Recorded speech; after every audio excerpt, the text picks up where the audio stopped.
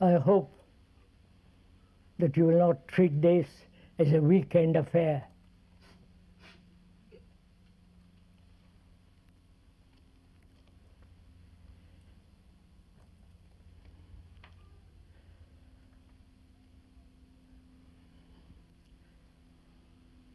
The politicians are thinking in terms of tribalism. They have not the global outlook or be concerned with the whole of humanity. They are concerned about their own insular party, their own ideologies and theories. They are not concerned with humanity. Nor the scientists. They are helping to create the bomb, or have helped to create it. And they too, it appears, are not deeply concerned with the future of man. Nor, obviously, the religious people, the established, orthodox, traditional religion. They are not thinking in terms of the whole religious mind of all humanity. Nor are the gurus. You have seen the latest television, all that nonsense that goes on in the world. And they have their own particular form of discipline, ashramas which are really concentration camps, and so on. So when you look around all over the world, there is no one concerned deeply, sincerely with the future of man. So it behoves us not to depend on anybody, including that of the speaker. It behoves us to be utterly responsible for our own conduct, our own attitudes, prejudices, and so on.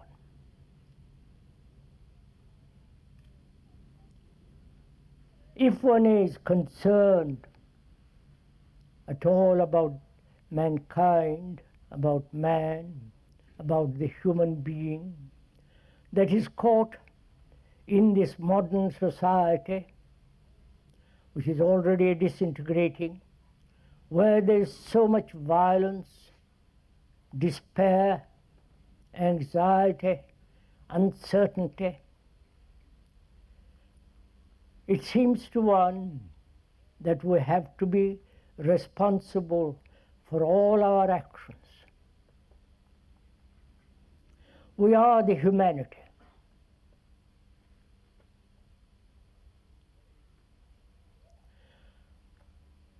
What we suffer, what we go through daily life, our quarrels, our disenchantment, all our troubles, religious, psychological, political, is the concern of all human beings. Wherever you go, all over the world, every human being faces this problem. Not only us here in this tent, in this island, but all over Europe, America, and India, and Asia. They are all uncertain. There is no security. There is terrorism. And to escape from all this, they are trying to form some kind of community, a commune where they can be safe.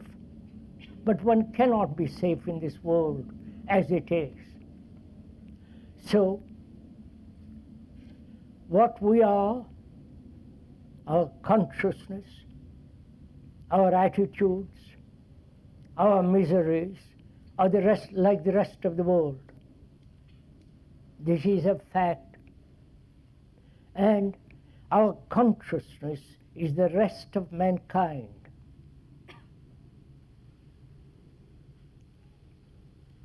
Please, as we said during all these talks, during the past and the present talks, please let us think together. Not you think one way, I think another way, but let us think together and observe what is happening round us. Not as British, as French, as Irish or American or as Hindus, but as human beings living on this earth, which is our earth, not the British, not the French, not the American or the Russian. It's our earth on which we are supposed to live happily, securely, which is being utterly denied to all of us.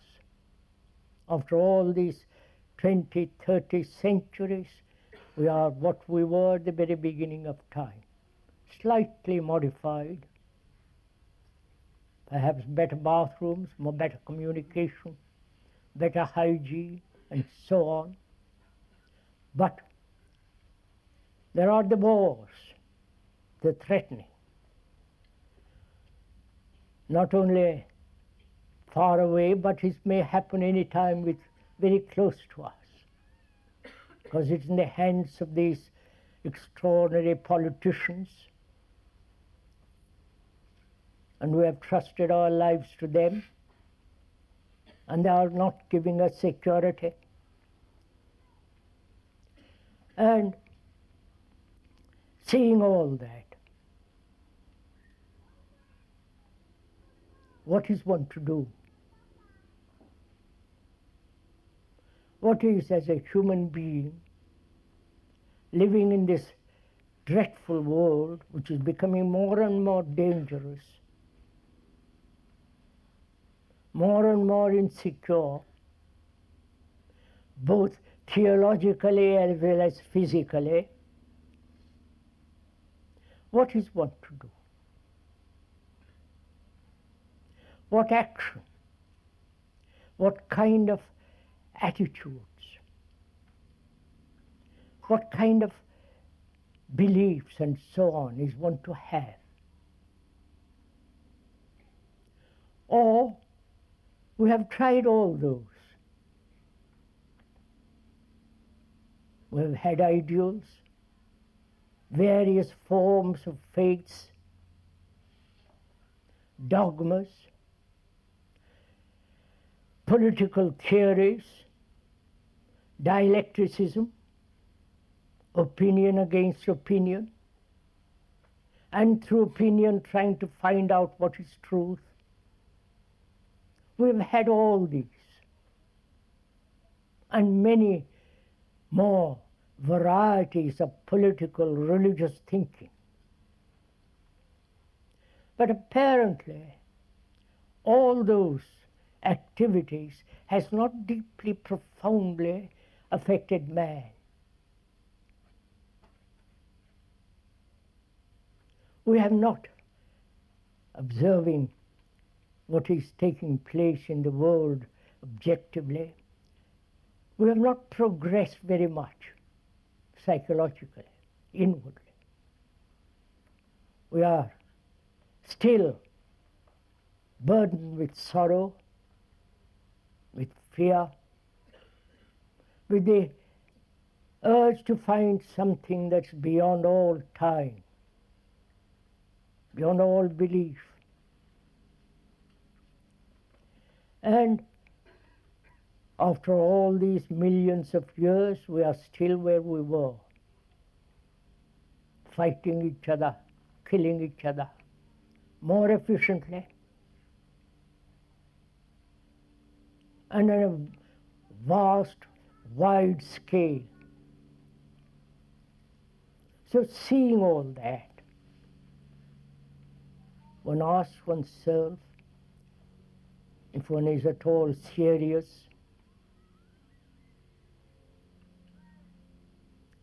what is our action as a human being living in this world? What is it to be? Or is the question limited? Not what I should do or you should do, which becomes rather limited, but rather as a human being representing the rest of mankind, because we are the rest of mankind, because all mankind, wherever they live, go through all kinds of disasters, despairs, anxieties, fears. We are like the rest of the mankind. I think the right question would be, what, as a human being who is the whole of mankind, if you realize that you are not a separate individual fighting your own little battle in your own backyard, as it were, between two human beings, but rather that we are, each one of us is the rest of mankind.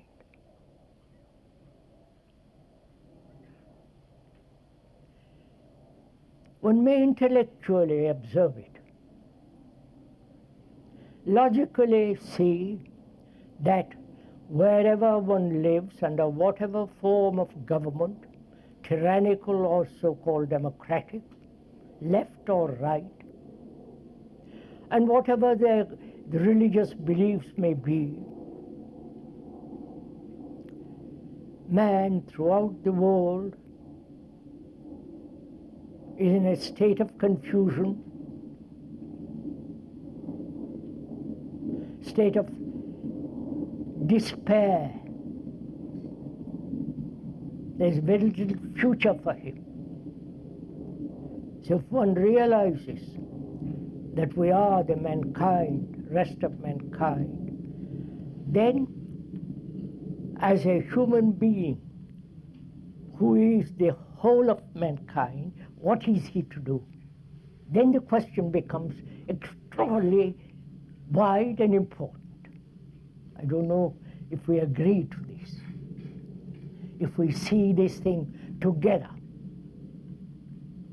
That is, if we both of us observe the same thing, not according to one's own particular conditioning,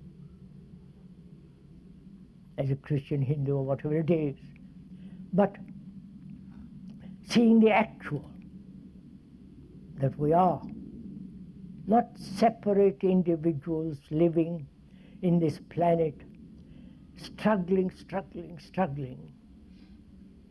but we are the rest of mankind, actually, psychologically, physically.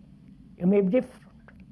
You may be tall, brown, white, pink, black, whatever the color. But inwardly, psychologically, deeply, there is a great similarity, a common ground upon which we all stand. This is logical, this is real. This is not a theory invented by the speaker, an ideal to be pursued,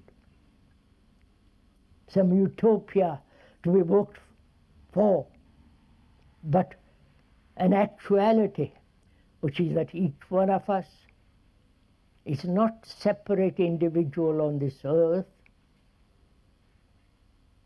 but we are the rest of mankind.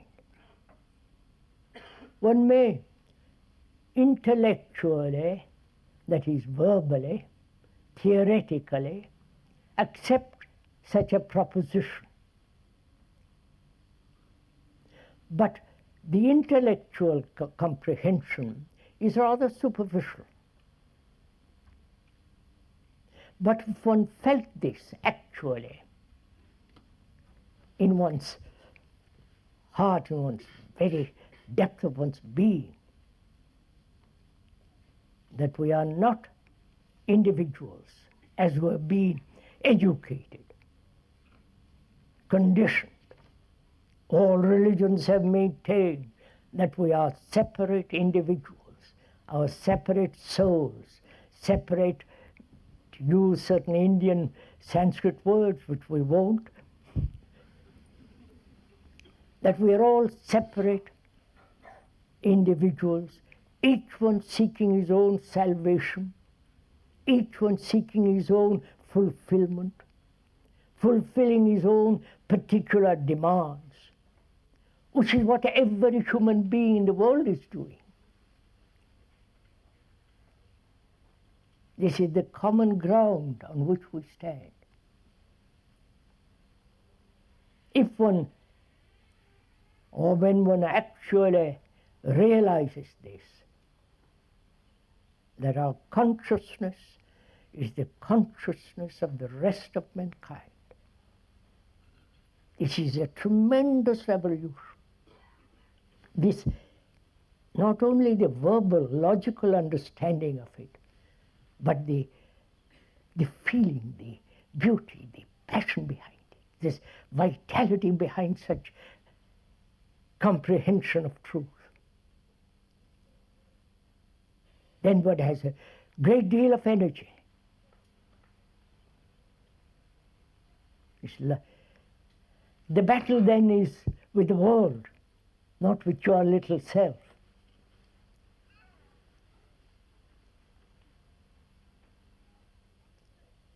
So, our consciousness is made up of all our thoughts, is made up of all the contents of our civilization. Traditional religions with their dogmas, beliefs, all that. And also the specialization, being educated in a certain direction. That's part of our consciousness. Part of our consciousness is our belief, our experience,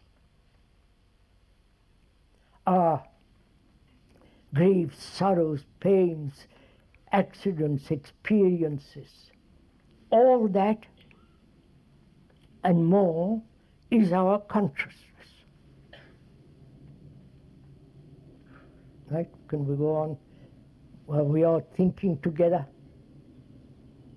I'm not telling you for you to accept or to reject, but we are thinking together by observing what is going on in the world and what is going on inwardly in ourselves, and seeing what other human beings are going through. You must invariably come to this reality, to this truth that we are all whole. We are not separate.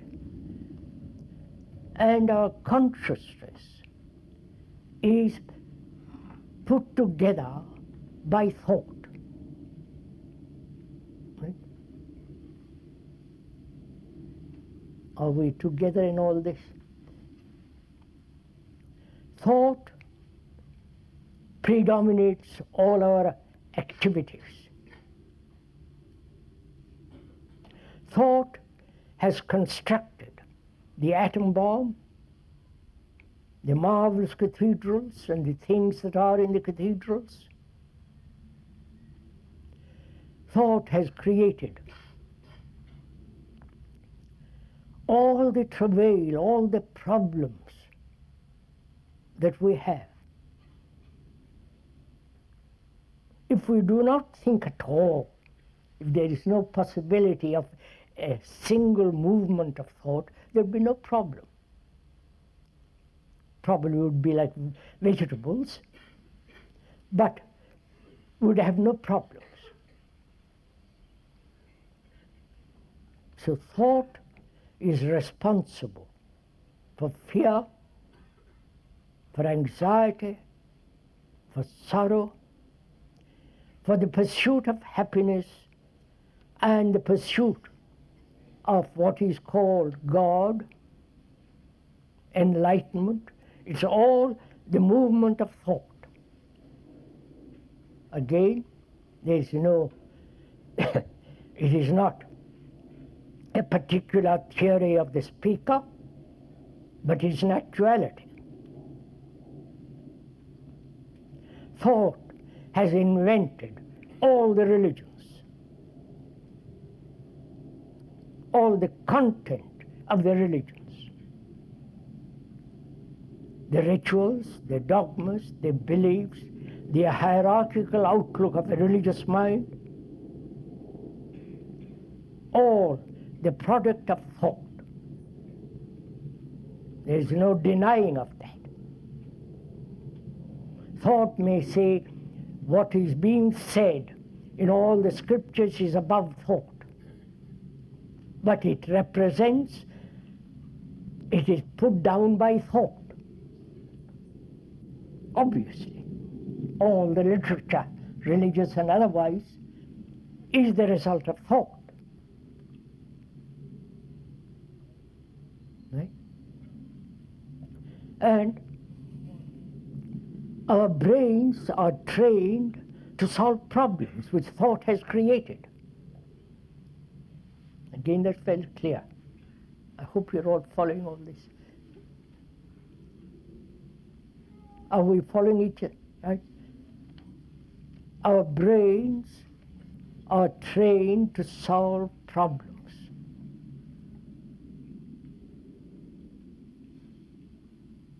Whether the problems be scientific, engineering, social, or religious, and so on, the brain, through all these centuries, has been trained to solve those problems.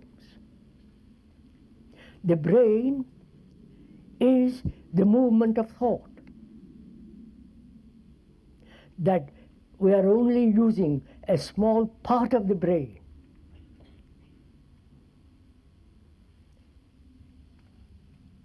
The specialist will tell you this too, that we are not employing the whole of the brain, but only very part of it.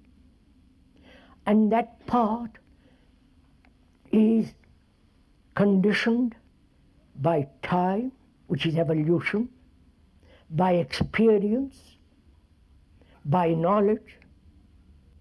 That part has been trained to solve problems which thought has created. See what the brain is doing. First, it has been educated to act partially. And that partiality is the result of partial thinking. Thinking is limited because it's based on knowledge, on experience, and so on memory. So knowledge can never be complete about anything. Right? And so our thinking is limited. And that thinking creates the problems, and our brains are trained to solve the problems which thought has created, and so it's caught in this cycle. Right? I wonder if we see this together, right?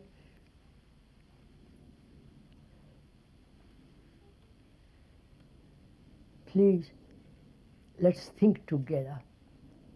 Don't make an effort to think. Probably you're not used to this kind of thinking. But just observe. Let's observe together what thought is.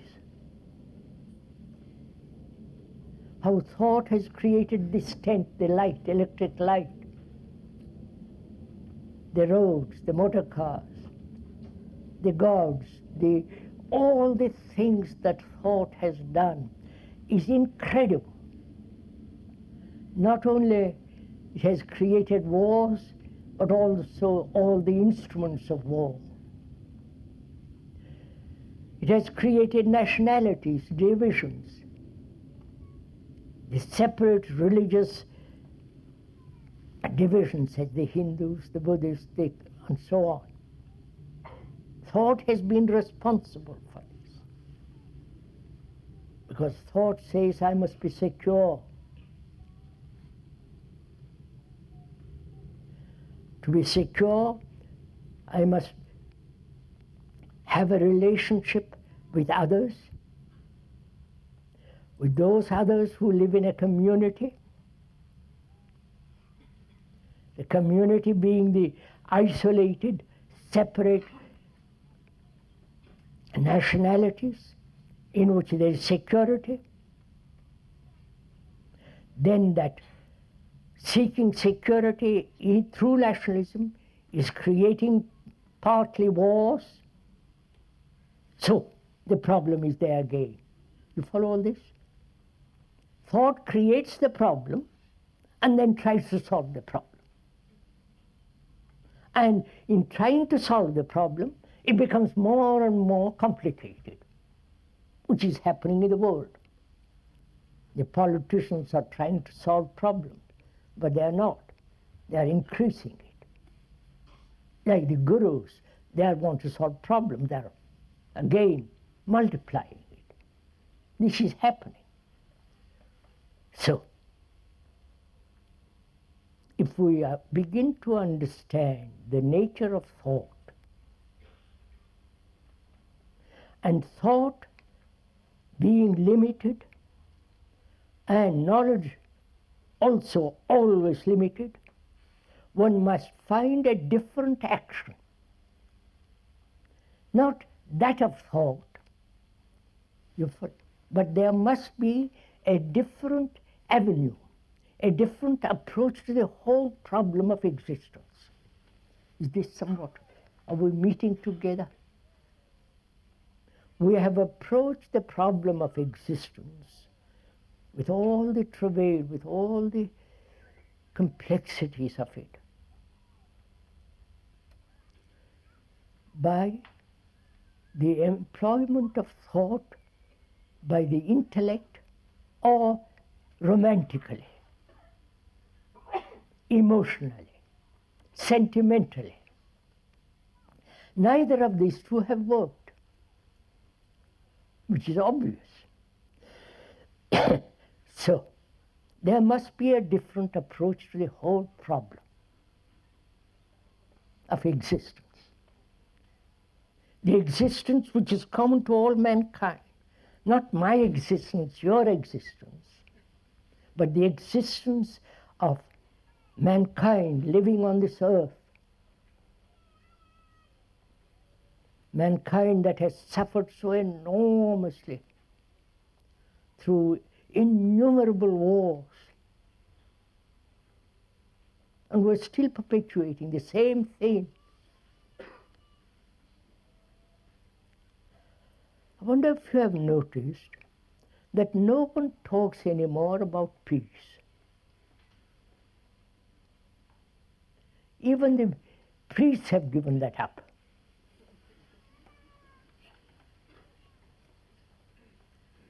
Except the gurus who talk about peace somewhere else.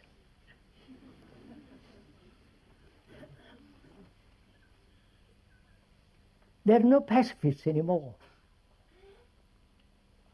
There are no really deep conscientious objectors. Nobody says, let's all be against war. The whole world, nobody talks about it. They demonstrate against this or that, some their peculiar isolated demands. But nobody, as far as one has observed, and one may be mistaken, there is not a group of people, as there were in the ancient days, who say we are against war. We will not kill under any circumstances. And the usual question, what would you do if your sister is attacked? You follow?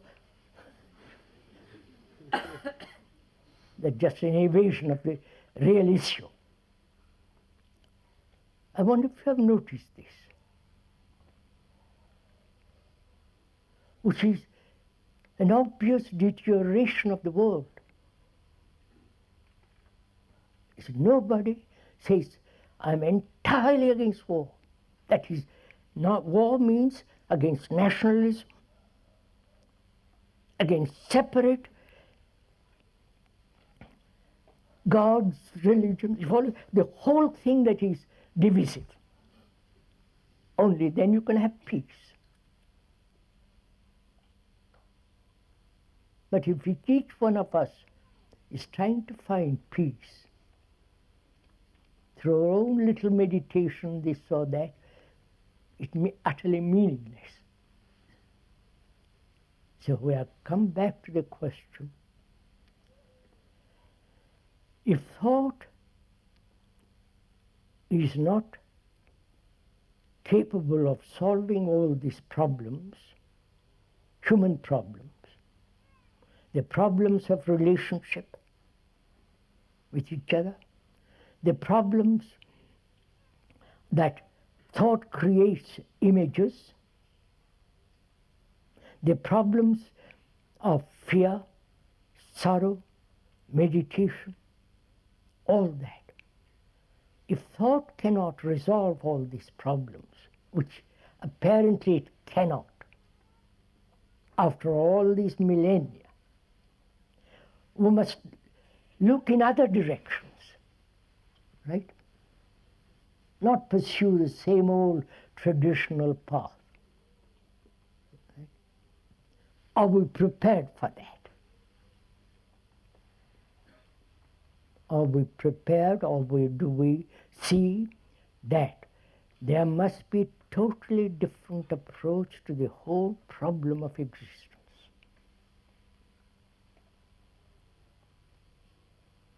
Whether it is sexual, religious, sensory, political, all the rest of it. How will you find out? A totally different approach which is not contaminated by thought. Because one realizes thought is utterly limited. The problems are much too great, which thought has created. And thought cannot solve them anymore. If one actually, not intellectually, nor emotionally, but actually realizes it. As you realize pain, if one is passionately aware of it, then what is the other direction? Is there, right?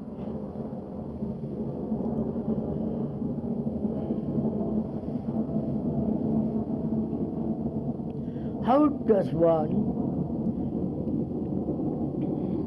respond to a challenge of that kind?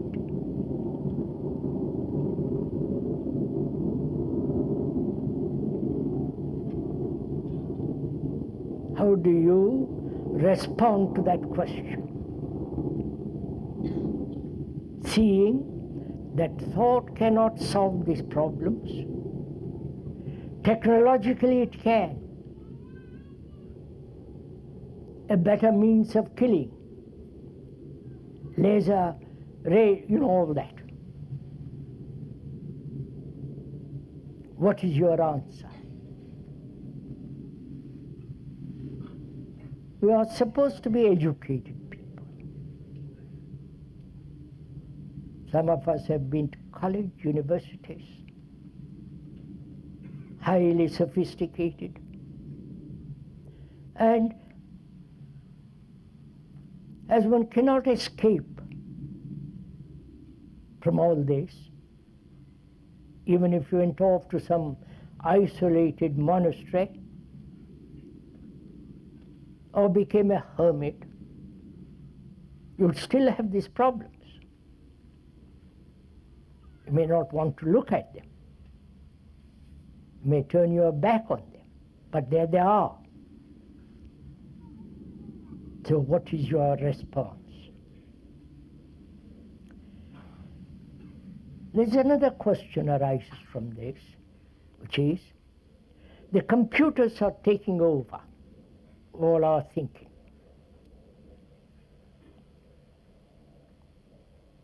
They outstrip man. They're going to, or already have done. They think much faster. They can learn and unlearn. And so keep on learning and discover that their learning is not complete and learn further. Which means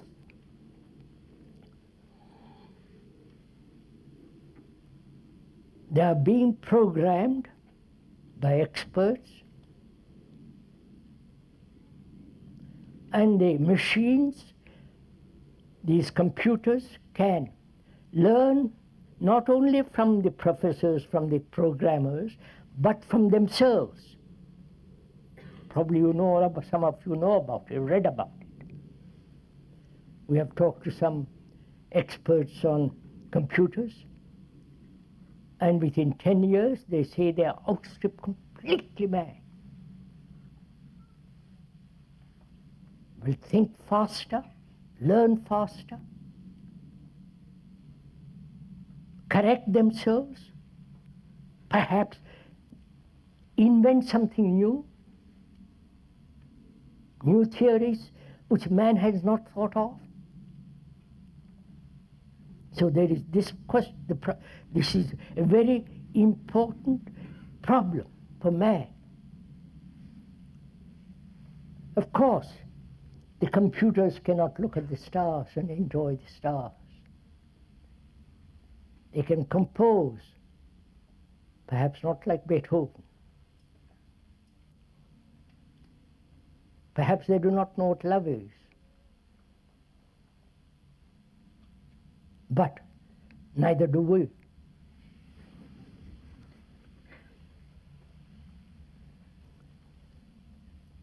So there is this machine which is ultra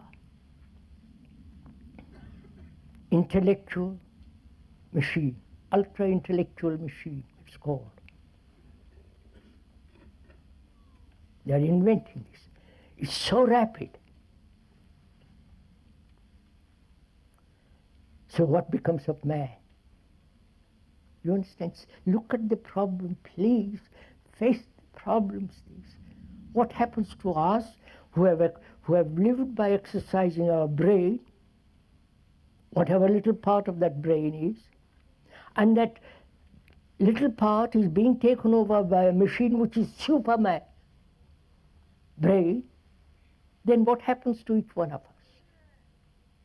What happens to our brain, which is no longer being employed as a thinking machine? I wonder if you follow all this. I'm afraid you don't.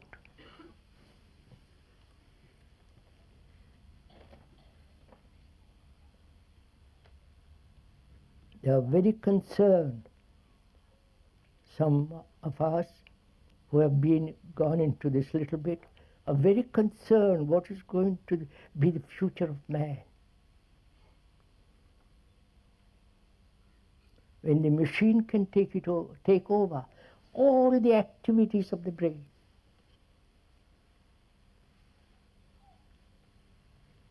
Then what happens to the brain? Either there are only two possibilities. Either the brain pursues entertainment, football, which is already happening, sports, the religious entertainments,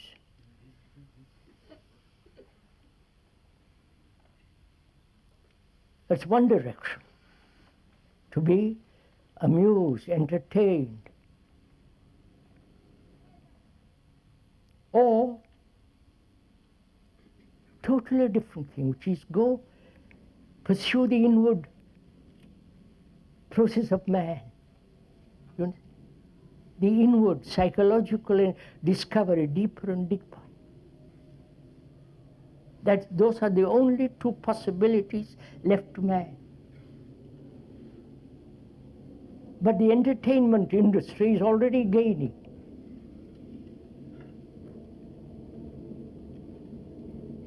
The televisions, if you know this, I don't have to.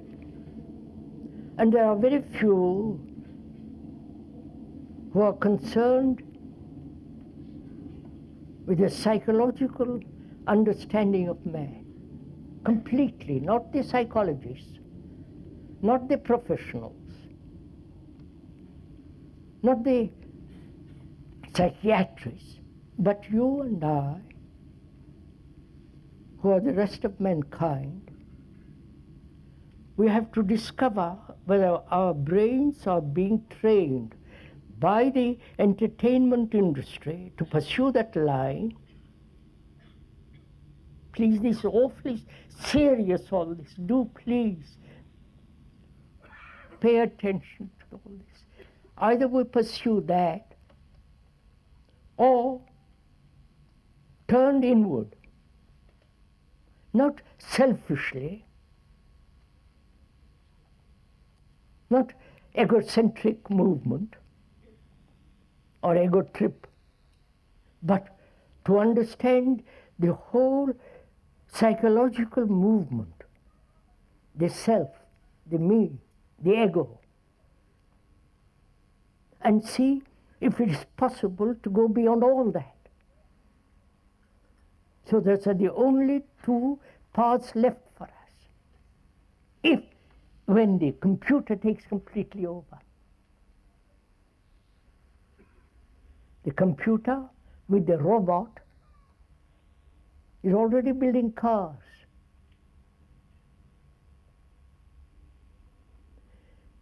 When the robot doesn't do properly, the computer tells it acts properly.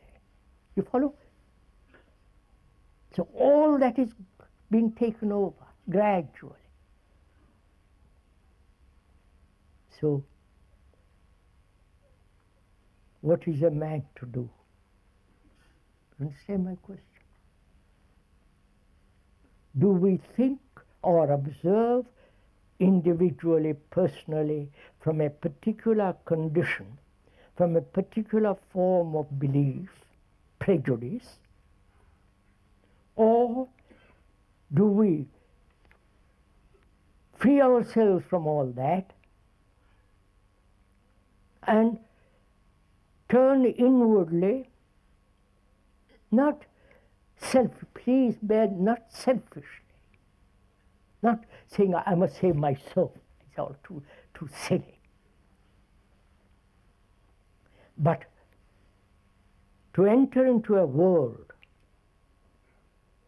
which will eventually dominate the outer, which it is doing now.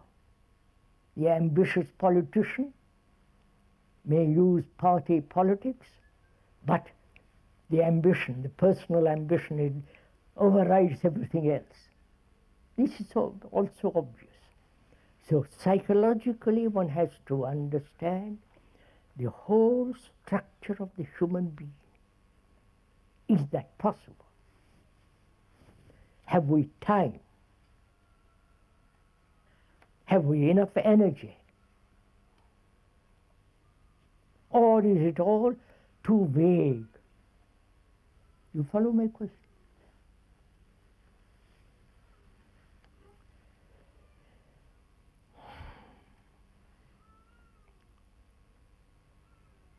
It's like looking at a map.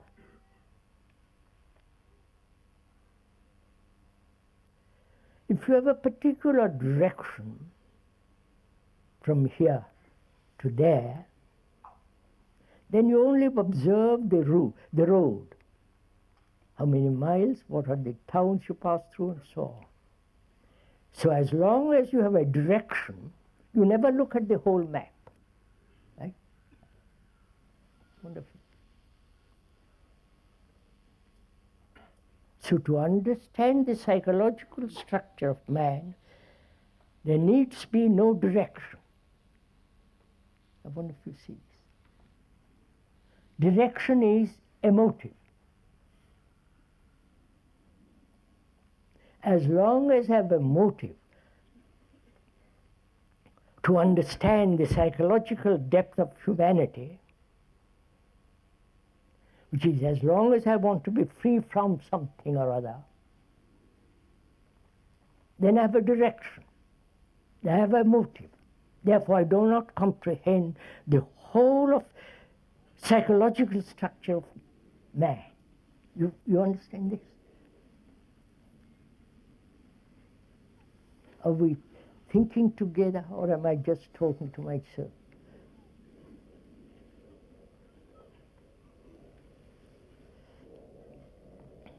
So is that possible? First, that mankind has developed a machine that's going to take things over, our thinking.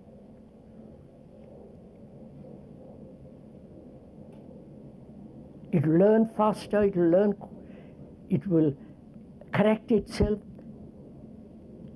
build new machines from the old, constantly improving much more rapidly than man can, till it reaches ultra-intelligent machine. And realizing all that, what is a human being to do? Please put yourself that question and answer it. Not turn to a guru, to another priest, to another psychologist and all the rest of it. Let's find out together what we can do. Because they've all failed us. Right?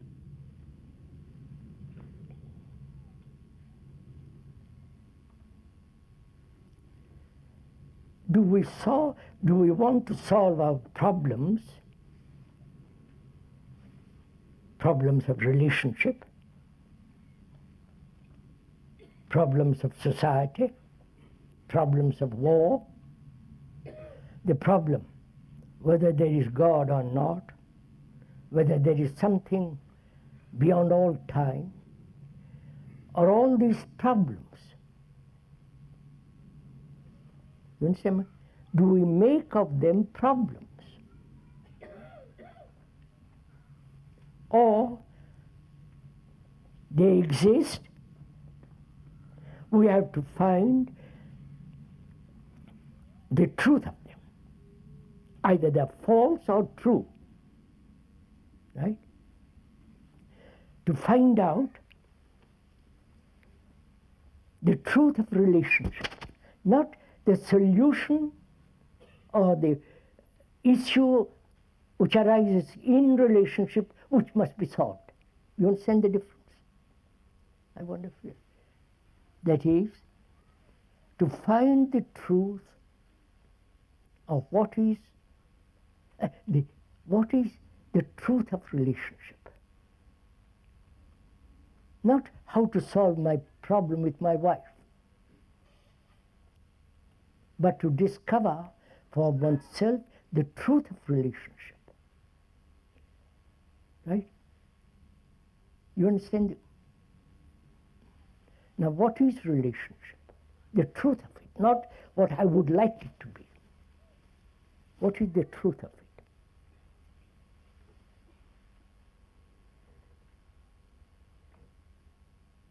whether that relationship is intimate or not, what is the actual fact of it? Because if I know the actuality, the truth of it, then I can work it. It can be dissolved. But if I'm merely concerned with solving problems, which my brain is trained to solve problems, then I'm back into the old rut. I wonder if you understand this. Huh? Are we together in this? So I have to find out the truth of relationship.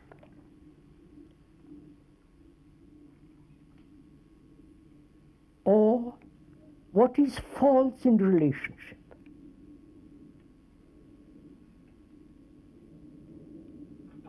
Both the positive and the negative. Not in between.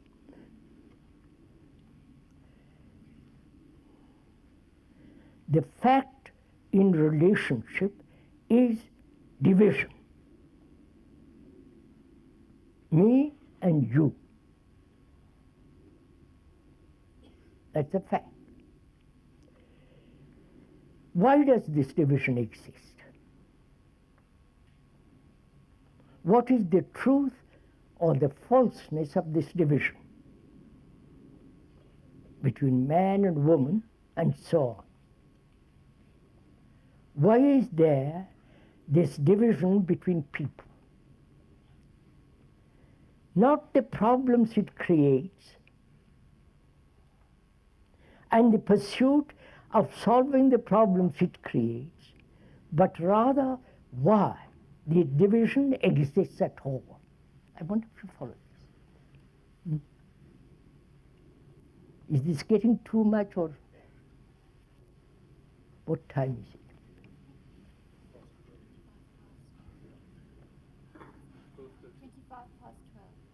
25 past 12. Goodness, how time flies.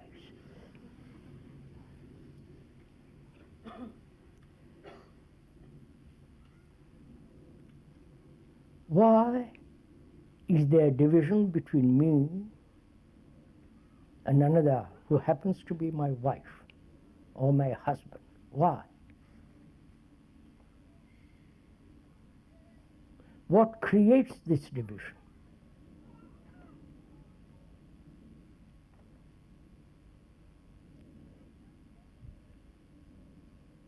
This is a problem for all of us.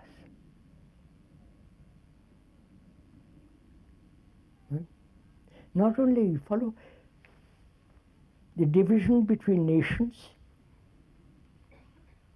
the division between religions, the divisions between various gurus. You follow the absurdity of it all. All of them saying we are seeking truth. Why is there this division? What has created this division?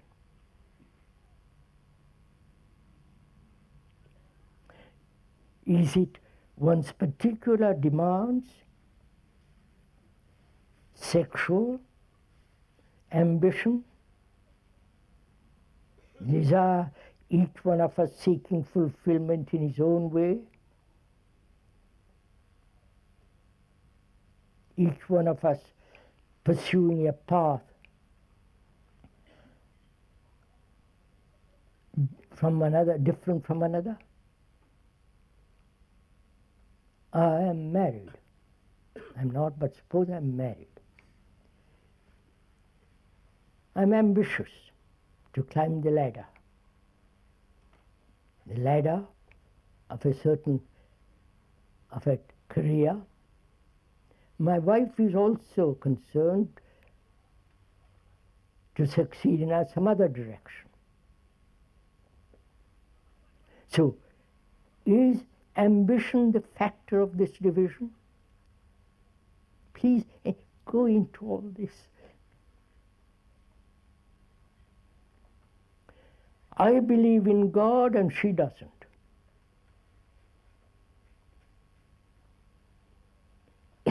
I never inquire why I believe I just believe. And she doesn't. She hasn't either inquired why she doesn't. We both are prejudiced. And we hold on to our prejudices. Is that the cause of division?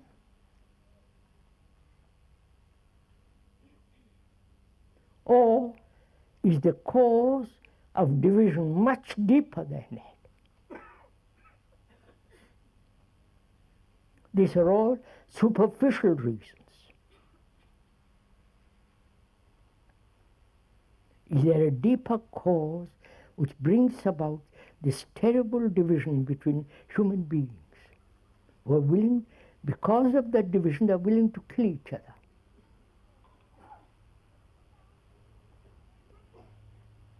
Is there a deeper cause?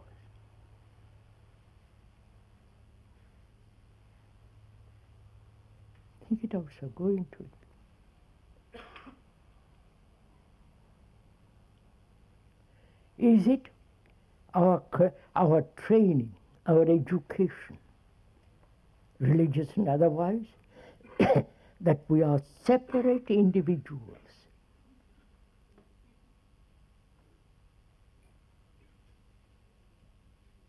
Only sexually we meet, and otherwise we are totally separate. I pursue my path, worldly or otherwise, and she does the same. So is the division caused by this idea that we are separate? Psychologically, inwardly, she suffers, I suffer. She's unhappy, depressed, moody, and I'm also on my own occasionally, and so on. So, is the root of all this division the concept of an individual? I know it goes against all tradition, follow? Against all social, moral, religious structure. And if we have to tear down all that, because we have to understand that we, as we are now living, we're going to destroy ourselves. It's happening. It's happening in Beirut. It may not be happening in England, but it's happening in Far Asia. So we have to understand very deeply, and so eradicate that which is false, not the problems the falseness creates. I wonder, right? So is this the root of it, that each one of us has been brought up to be separate individual on with his own soul, with his own, the whole of it? Is that a fact?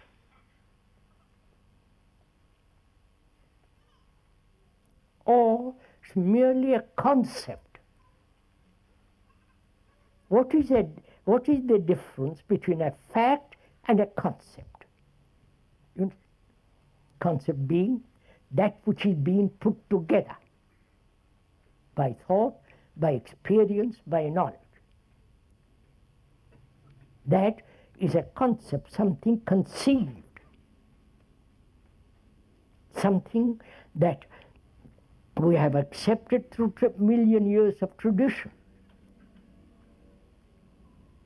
So that tradition may be utterly false.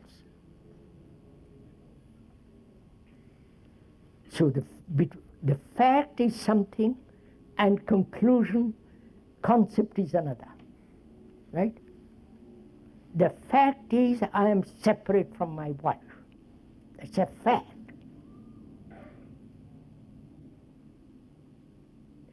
And my concept says we are separate. You understand? Is my concept stronger than the realization that I am separate from her? The realization. You understand what I'm talking? Fact and idea are two different things, right? The idea is that I'm separate. That's the idea. I want to find out if the idea is different from actuality. Am I actually an individual? Right? Am I? I suffer like you suffer. I'm anxious as you are. I am frightened as you are. I am lost, I am confused as you are. So psychologically, inwardly, we are the same, with variation, but we stand on the same ground. The ground may be unequal, but it's the ground on which we all stand. So the concept must be wrong. So can I be free from the concept, not from the problems, and face the actuality of what is. The actuality of what is that I'm not, that I'm like you. That I go through hell as you do, tortured, disturbed.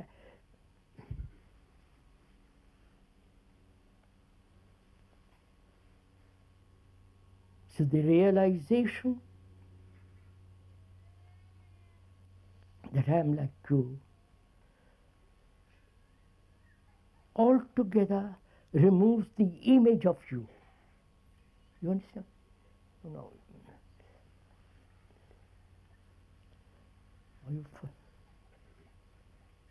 I've created an image of you, as I've created an image of the kings and ministers and all that business. I've created an image about you, about my wife, you, our husband. That image has been put together through many years or through many days. The creating the image is to be secure, right? I have an image of my guru. Thank God I haven't got any, but suppose I have. I have an image of my guru, which I have built up through reputation, not knowing what are all the implications of it, because I'm too gullible. I'll accept anything anybody says about that, which I want to achieve also. So I accept, I build an image. The image is not the actual. I have an image about my wife. My wife is not the image. I wonder. And that is one of the factors that divides. Right? So, the image making ends when I realize we two are standing on the same ground. Right? I stop building image because we're all, you understand all this?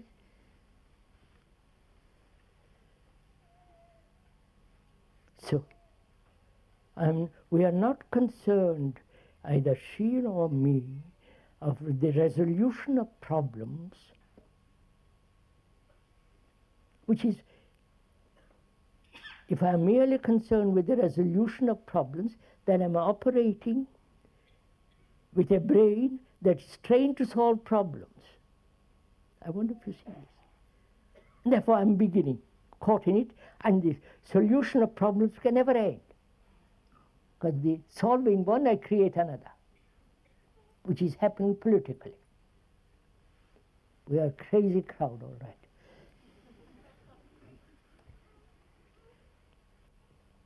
So, one has realized that it's not important to solve problems, but to face actually what is going on.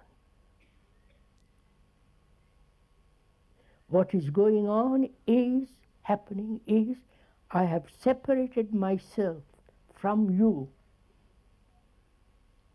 That separation is the creation of image about you, and that separation is the education in which I have been brought up, the culture, the tradition, that I am totally separate from you, which is so idiotic. It has no basis, and yet I accept such a